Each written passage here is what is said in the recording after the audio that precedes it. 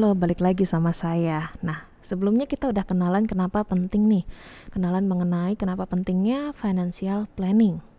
Nah, kali ini kita akan ngomongin tentang lebih dalam lagi tentang sebuah financial planning. Di sini saya mengetuliskan the secret of to financial security. Bagaimana kita mendapatkan keamanan dari segi finansial.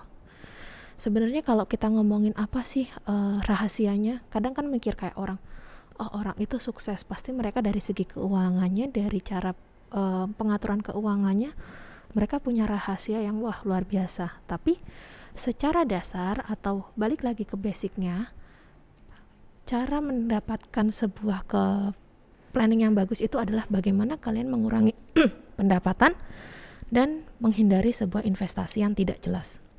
Maksudnya apa? Kita bahas satu-satu deh dari kurangi pengeluaran dibanding pendapatan. Kalau misalnya dulu ada peribahasa lebih besar pasak daripada tiang, lebih besar pengeluaran daripada pendapatan. Nah, dalam financial planning itu hal yang paling dihindari.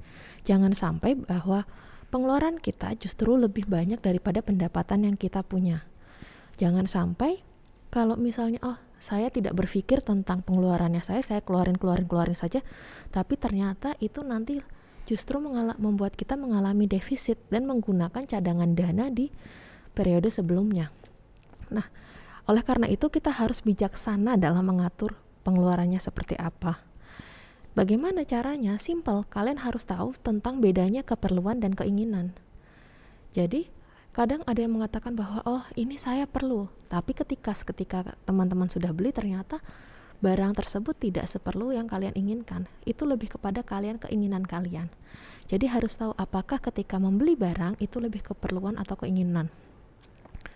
Tapi masa tidak boleh untuk melakukan keinginan? Boleh, tapi ingat ketika kalian membeli sebuah keinginan, harus kalian istilahnya batasi kira-kira berapa sih keinginan atau pola hidup yang baik, yang benar seperti apa. Nah, dan yang terakhir dari segi ini, kalian harus bisa melakukan penganggaran. Anggarannya nggak harus, kalau mulai dari belajar nggak harus untuk istilahnya berapa. Basicnya untuk keinginan adalah 100.000, enggak. Kita buatnya kayak range aja deh. Kita buat dari range kira-kira. Untuk keinginan katakanlah range-nya 100 sampai 200, kebutuhan range berapa. Dengan membiasakan seperti itu, nantinya ketika kalian membuat financial planning akan lebih mudah.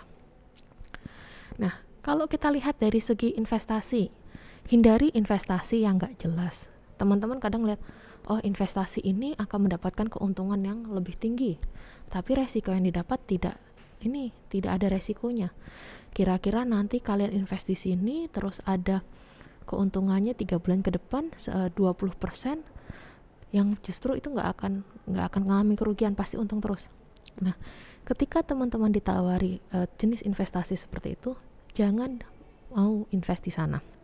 Ingat, konsep dari sebuah investasi, ketika kalian ingin mendapatkan keuntungan tinggi, harus siap menerima dengan resiko yang tinggi pula. High risk, high return.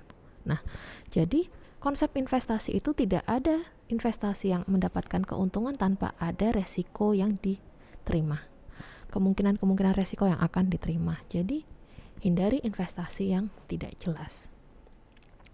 Nah, ingat, kalau kita ngomongin tentang perencanaan keuangan, kita akan ngomongin tentang simple saving plan.